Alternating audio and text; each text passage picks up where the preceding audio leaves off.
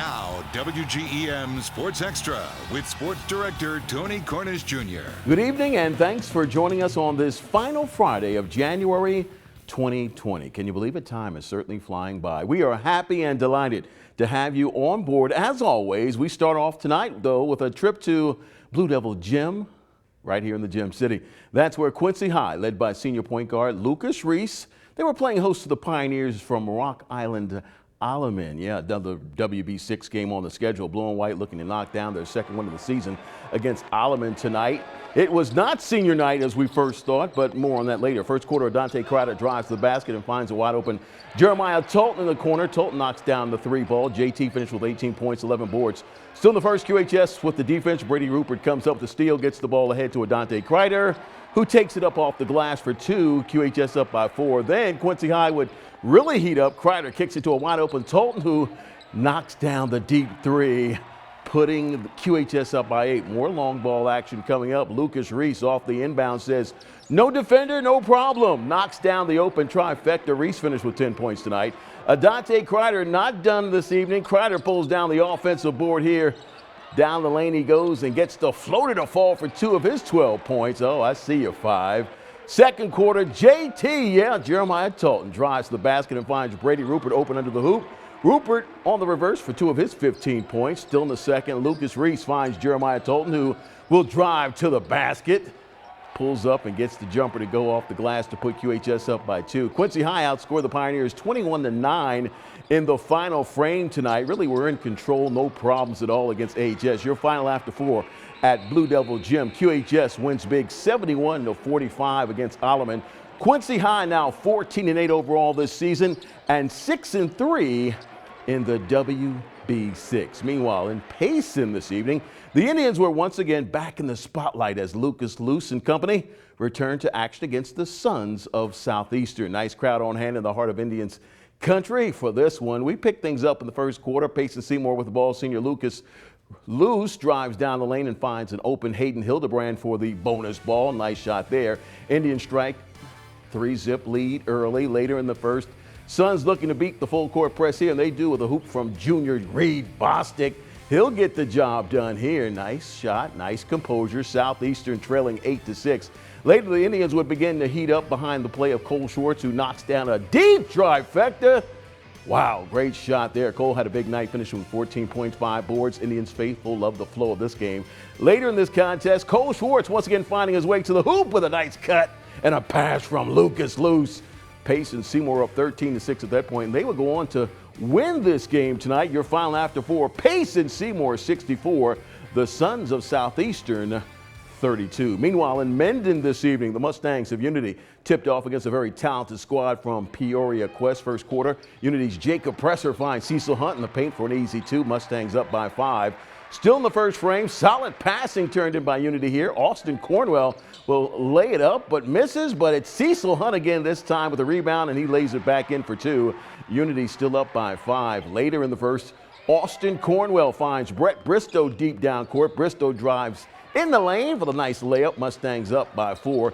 Second quarter, Brett Bristow will find Austin Cornwell in the paint, and he'll back up his defender and throw it up for a nice 2 points here. Still in the second, good ball movement turned in by Unity. Jacob Presser will find him.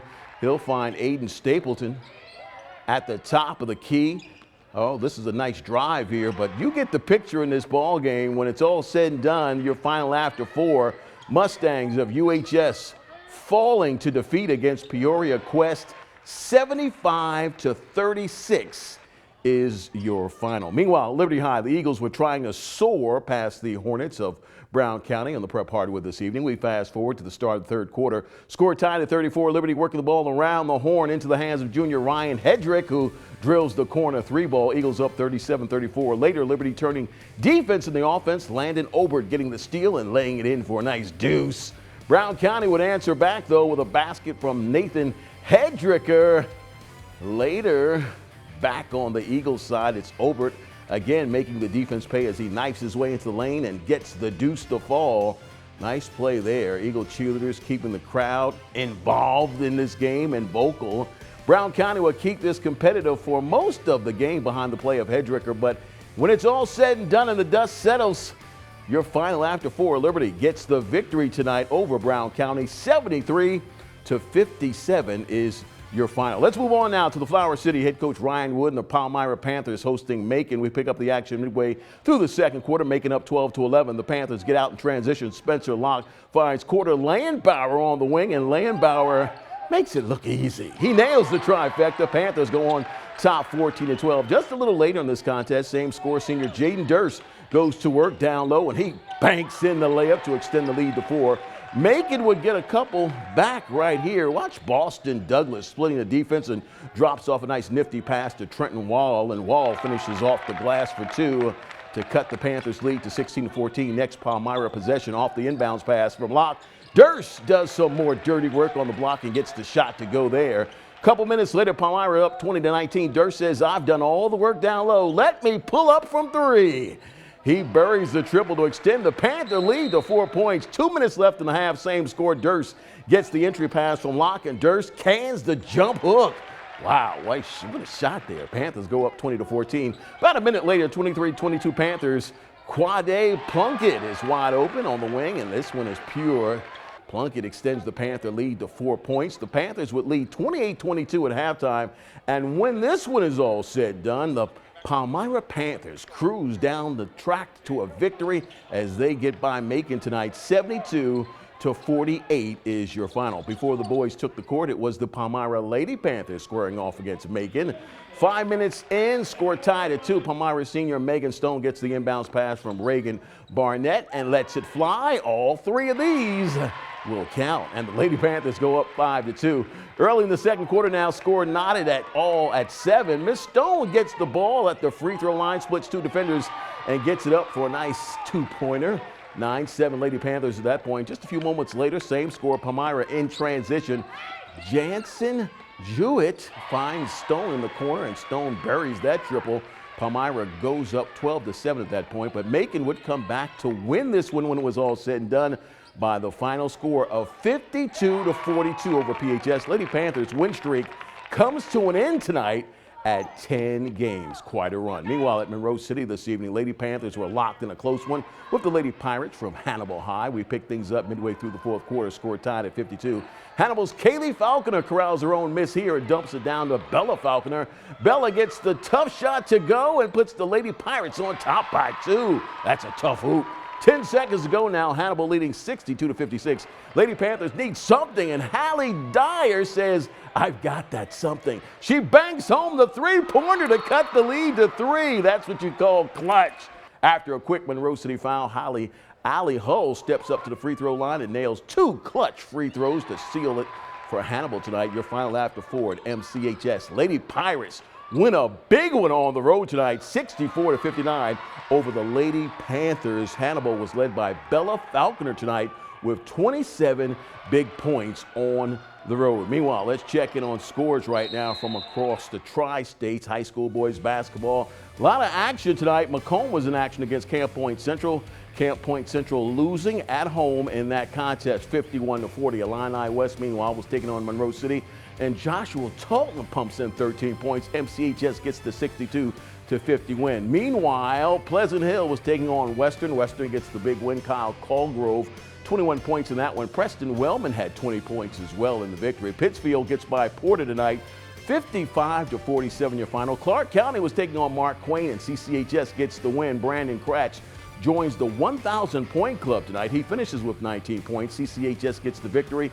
They're now 12-7 on the season. Indians will host Palmyra on Tuesday after tonight's victory. Marceline, meanwhile, was taking on North Shelby, and MHS gets the 59-57 win over North Shelby tonight. Schuyler County loses against Knox County. Connor Hayes finishes with 17 points for KCHS. By the way, KCHS Knox County will face South Shelby on Saturday in the title game now at the North Shelby tournament. Go out and check that one out if you can. Meanwhile, South Shelby and Centralia were going at it. Centralia getting the 72-36 win tonight over SSHS. Brookfield losing against Highland 56-51. Cougars get a big W. Meanwhile, in Southeast Iowa, Keokuk gets by Mount Pleasant. Hey, watch out for the Chiefs.